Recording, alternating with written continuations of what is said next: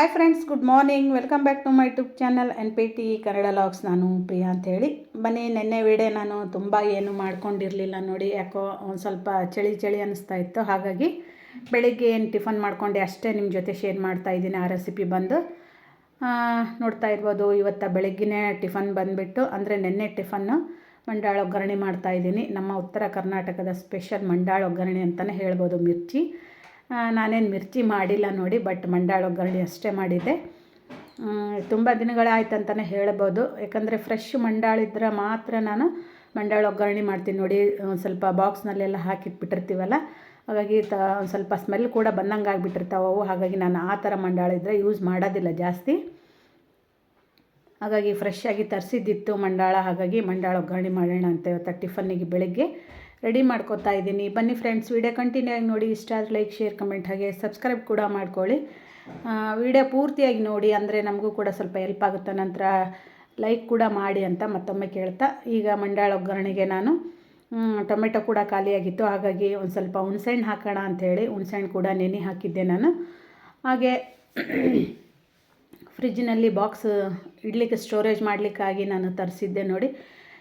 ಏನಪ್ಪ ಅದು ಎಲ್ಲ ಚೆನ್ನಾಗೆಲ್ಲ ಬಾಕ್ಸ್ ಎಲ್ಲ ಚೆನ್ನಾಗಿದ್ದಾವೆ, ಬಟ್ ತುಂಬ ನೀರೆಲ್ಲ ಬಿಟ್ಕೊಂಡ್ಬಿಡುತ್ತೆ ಅದ್ರ ಒಳಗಡೆ. ಹಾಗಾಗಿ ಈಗ ಒಂದು 3-4 ದಿನಕ್ಕೊಮ್ಮೆ ತೆಗೆದ್ಬಿಟ್ಟು ಈ ರೀತಿಯಾಗಿ ಕಾಟನ್ ಬಟ್ಟೆ ಮೇಲೆ ನಾನು ಏನು ತರಕಾರಿ ತಂದಿರ್ತೀವಿ ಅದನ್ನೆಲ್ಲ ಒಂದು 10 ನಿಮಿಷ ಫ್ಯಾನ್ ಗಾಳಿಗೆ, ನಂತರ ಬಟ್ಟೆ ಮೇಲೆಲ್ಲ ಹಾಕಿಟ್ಟು ನಂತರ ರಿಪೀಟ್ ಅದೇ ಬಾಕ್ಸಿಗೆ ಹಾಕಿ ಮತ್ತೆ ನಾನು ಸ್ಟೋರ್ ಮಾಡಿರ್ತೀನಿ ನೋಡಿ ಫ್ರಿಜ್ಜಿನಲ್ಲಿ. ತುಂಬ ಇಷ್ಟಪಟ್ಟು ತರಿಸಿದ್ದೆ ಬಾಕ್ಸ್ಗಳೆಲ್ಲ, ಬಟ್ ಅದರಲ್ಲಿ ತುಂಬ ನೀರು ಬರುತ್ತೆ ನೋಡಿ. ಹಾಗಾಗಿ ಏನು ನಮ್ಮ ಮನೆಯಲ್ಲೇ ಆ ಥರನೂ ಗೊತ್ತಿಲ್ಲ, ಏನು ಕರೆಂಟ್ ಪದೇ ಪದೇ ಹೋಗೋದಕ್ಕೆ. ನೋಡ್ತಾ ಇರ್ಬೋದು. ಈಗ ಮೆಣಸಿನ್ಕಾಯಿ ಕೂಡ ತುಂಬ ಕೊಳ್ತೋಗ್ಬಿಟ್ಟಿದ್ದು ನೋಡಿ, ಅಂದರೆ ಕೆಟ್ಟೋಗ್ಬಿಟ್ಟಿದ್ದು. ಹಾಗಾಗಿ ಅವನ್ನೆಲ್ಲ ಕೆಟ್ಟದ್ದೆಲ್ಲ ತೆಗೆದ್ಬಿಟ್ಟು ಈಗ ಕ್ಲೀನ್ ಮಾಡ್ತಾಯಿದ್ದೀನಿ.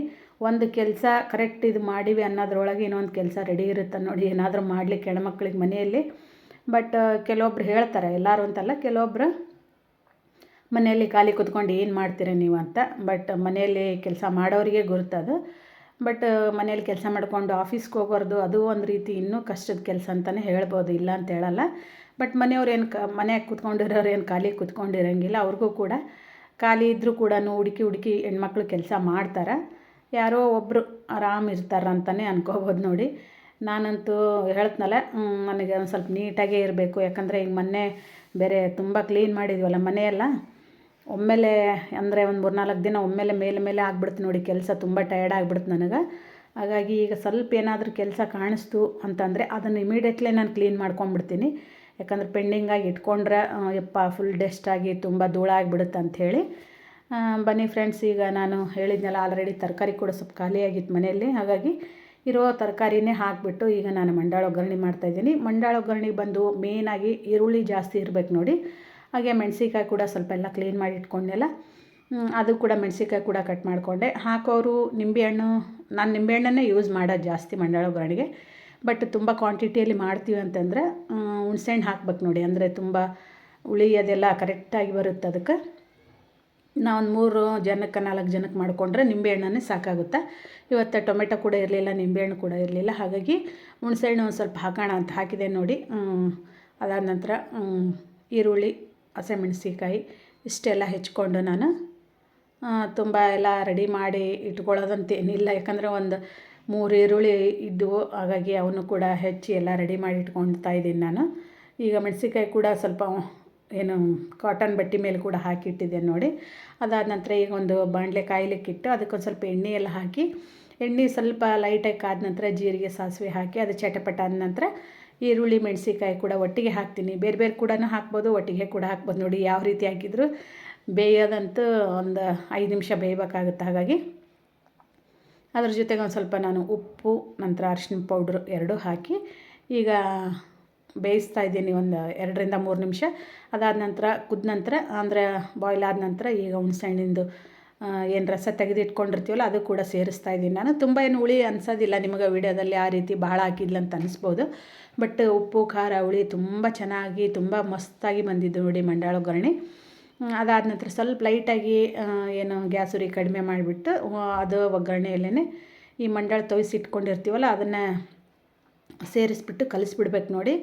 ಇದು ಹೊರಗಡೆಯಿಂದ ತಂದಿದ್ದು ಅರಿಶಿನ ಪೌಡ್ರ್ ಆಗಿರೋದ್ರಿಂದ ಅಷ್ಟು ಕಲರಾಗಿ ಕಾಣಿಸ್ತಾ ಇಲ್ಲ. ಈ ಸರಿ ನಾನೇ 1 kg ಅಷ್ಟು ಅರಿಶಿನ ಪೌಡ್ರ್ ಮಾಡಿಸೋಣ ಮಿಲ್ಲಲ್ಲಿ ಅಂತ ಅಂದ್ಕೊಂಡಿದ್ದೀನಿ, ಅಂದರೆ ಗಿರಣಿಯಲ್ಲಿ.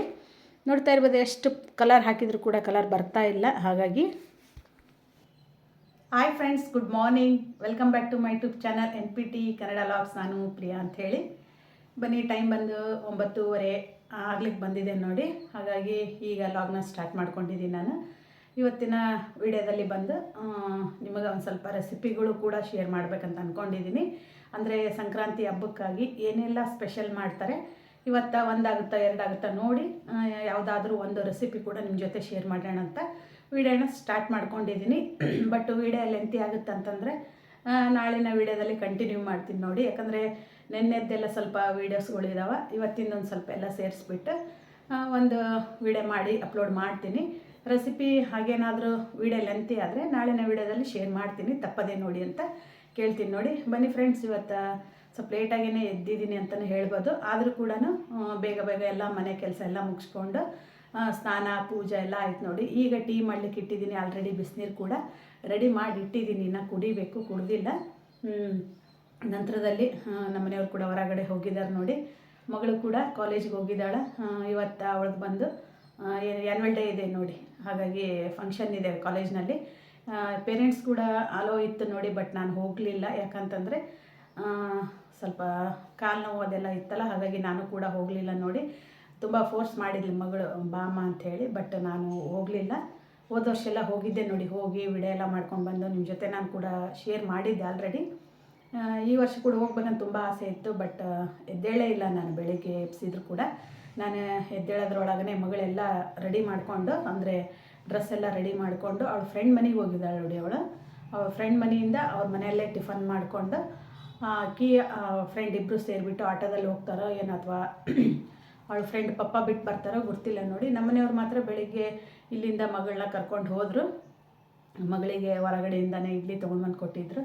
ಯಾಕಂದರೆ ಏನಾದರೂ ಮನೆಯಾಗ ಉಪ್ಪಿಟ್ಟು ಅವಲಕ್ಕಿ ಏನಾದರೂ ಮಾಡೋಣ ಅಂದರೆ ಮಕ್ಕಳು ತಿನ್ನೋದೇ ಇಲ್ಲ ನೋಡಿ. ಅದು ಕೂಡ ತರಬೇಡ ನೀನು ಅಂತೇಳಿ ಹೇಳ್ತಾ ಇದ್ಲು ಅವ್ರ ಅಪ್ಪಗೆ. ಬಟ್ ಇಲ್ಲಮ್ಮ, 1-2 ಆದರೂ ಇಡ್ಲಿ ತಿಂದೋಗೋ ನೀನು, ಅಂದರೆ ಸಮಾಧಾನ ಇರುತ್ತೆ ಅಂಥೇಳಿ ಅವರು ಕೂಡ ತಂದು ಕೊಟ್ಟರು ಮಗಳಿಗೆ. ಅವಳು ಕೂಡ ತಿಂದು ನಂತರ ಹೋಗಿದ್ದಾಳೆ ಕಾಲೇಜಿಗೆ, ಅಂದರೆ ಫ್ರೆಂಡ್ ಮನೆಗೆ ಹೋಗಿದ್ದಾಳೆ ನೋಡಿ. ಅದಾದ ನಂತರ ಅಲ್ಲಿಂದನೇ ಕಾಲೇಜಿಗೆ ಕೂಡ ಹೋಗ್ತಾರಂತ ಅಂದ್ಕೊಂಡಿದ್ದೀನಿ. ಈಗ ಆಲ್ರೆಡಿ ಹೋಗಿರ್ತಾರೆ. 10 ಗಂಟೆಗೆಲ್ಲ ಫಂಕ್ಷನ್ ಸ್ಟಾರ್ಟ್ ಅಂಥೇಳಿ ಏನು ಮೆಸೇಜ್ ಹಾಕಿದ್ರು ಅವರು ನಮ್ಮ ಗ್ರೂಪ್ನಲ್ಲಿ, ಕಾಲೇಜ್ ಗ್ರೂಪ್ನಲ್ಲಿ. ಬನ್ನಿ ಫ್ರೆಂಡ್ಸ್, ಇವತ್ತಿನ ವೀಡಿಯೋ ಕಂಟಿನ್ಯೂ ಆಗಿ ನೋಡಿ. ಇಷ್ಟ ಆದರೆ ಲೈಕ್, ಶೇರ್, ಕಮೆಂಟ್, ಹಾಗೆ ಸಬ್ಸ್ಕ್ರೈಬ್ ಕೂಡ ಮಾಡ್ಕೊಳ್ಳಿ.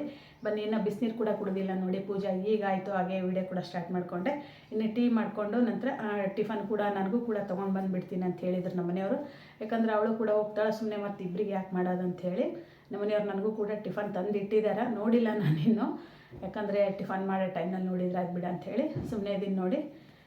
ಏನು ಟಿಫನ್ ತಂದಾರೆ ಏನು ಅನ್ನೋದು ಕೂಡ ನಿಮ್ಮ ಜೊತೆ ನಾನು ತಿನ್ನಬೇಕಾದ್ರೆ ಶೇರ್ ಮಾಡ್ತೀನಿ. ಯಾಕಂದರೆ ಇನ್ನೂ ಬಿಸಿನೀರು ಕುಡಿದು ಒಂದು 10 ನಿಮಿಷ ಬಿಟ್ಟು ನಾನು ಟೀ ಕುಡಿತೀನಿ ನೋಡಿ. ಟೀ ಕುಡಿದು ಒಂದು 10 ನಿಮಿಷ ಆದಮೇಲೆ ಟಿಫನ್ ಮಾಡೋ ಮುಂದೆ ನಿಮ್ಮ ಜೊತೆ ಶೇರ್ ಮಾಡ್ತೀನಿ ಟಿಫನ್ ತಂದಾರಂತ. ನನಗೆ ಅನಿಸಿದ ಮಟ್ಟಿಗೆ ಮಾತ್ರ ಇಡ್ಲಿನೇ ತೊಗೊಂಬಂದಿರ್ತಾರೆ ಅವರು.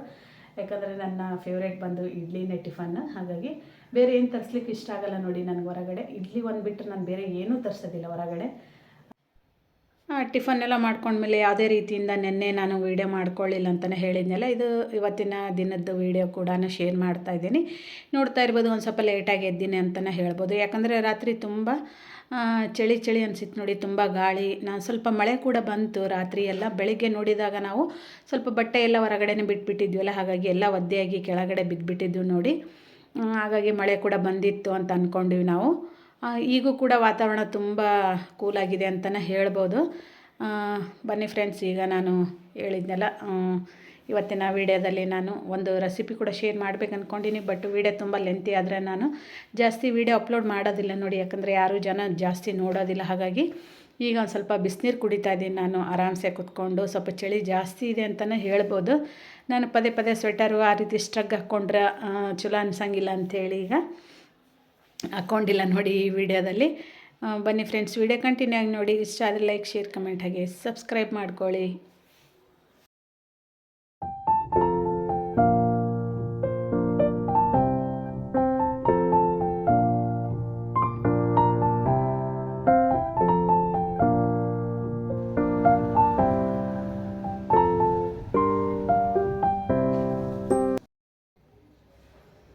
ಫ್ರೆಂಡ್ಸ್, ಟಿಫನ್ ಕೂಡ ಮಾಡೋಣ ಅಂತ ಟೈಮ್ ನೋಡಿದ್ರಲ್ಲ 11 ಗಂಟೆ ಆಯ್ತು ನೋಡಿ. ಈಗ ಮಾಡೋಣ ಅಂತ ಅಂದ್ಕೊಂಡು ಕೂತ್ಕೊಂಡ್ರೆ 11 ಗಂಟೆ ಆಯಿತು ನೋಡಿ. ನನ್ನ ಫೇವ್ರೇಟ್ ಕಾರ್ಟೂನ್ ಚಾನಲ್ ಏನೂ ನೋಡೋದಿಲ್ಲ ನಾನು, ಇದನ್ನು ಬಿಟ್ಟರೆ ಬೇರೆ ಏನೂ ನೋಡೋದಿಲ್ಲ ನೋಡಿ. ಬನ್ನಿ ಫ್ರೆಂಡ್ಸ್, ಏನು ಟಿಫನ್ ತಂದಾರೆ ಅಂತ ತೋರಿಸ್ತೀನಿ. ಆಲ್ರೆಡಿ ಹೇಳಿದ್ದೆ ನಾನು ನಿಮಗೆ. ಇಡ್ಲಿನೇ ತೊಗೊಂಬಂದಾರೆ ನೋಡಿ, ನಿಮ್ಮ ಜೊತೆನೇ ಶೇರ್ ಮಾಡೋಣ ಅಂತ ಈ ಟಿಫನ್ ಮಾಡ್ತಾಯಿದ್ದೀನಿ ನೋಡಿ. ಕಾಣಿಸ್ತಿದೆ ಇಲ್ಲ ಬೆಳಕಿಗೆ.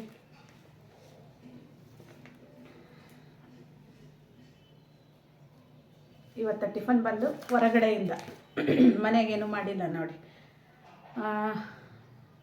ಮತ್ತೇನು ಹೇಳೋದು, ಟೀ ಎಲ್ಲ ಕುಡ್ದಾಯ್ತು. ಈಗ ಟಿಫನ್ ಕೂಡ ಮಾಡಿ ಮತ್ತೆ ಸಿಗ್ತೀನಿ ನಿಮ್ಮ ಜೊತೆ ನಾನು. ನಮ್ಮ ಮನೆಯವರು ಬಂದ ತಕ್ಷಣ ಹೇಳಿದ್ರು ಬಿಸಿ ಬಿಸಿ ಇದಾವ ತಿನ್ಬಿಡು ಅಂಥೇಳಿ. ಬಟ್ ಸ್ನಾನ ಆಗಿದ್ದಿಲ್ಲ ನಂದು, ಹಾಗಾಗಿ ಆಮೇಲೆ ಮಾಡ್ತಿದ್ರಿ ಅಂಥೇಳಿ ಈಗ ತಿಂತಾಯಿದ್ದೀನಿ ನೋಡಿ. ಸೂಪರ್ ಆಗಿರುತ್ತೆ, ಬಟ್ ಖಾರ ತುಂಬ ಇರುತ್ತೆ ನೋಡಿ ಚಟ್ನಿ ಬಂದು.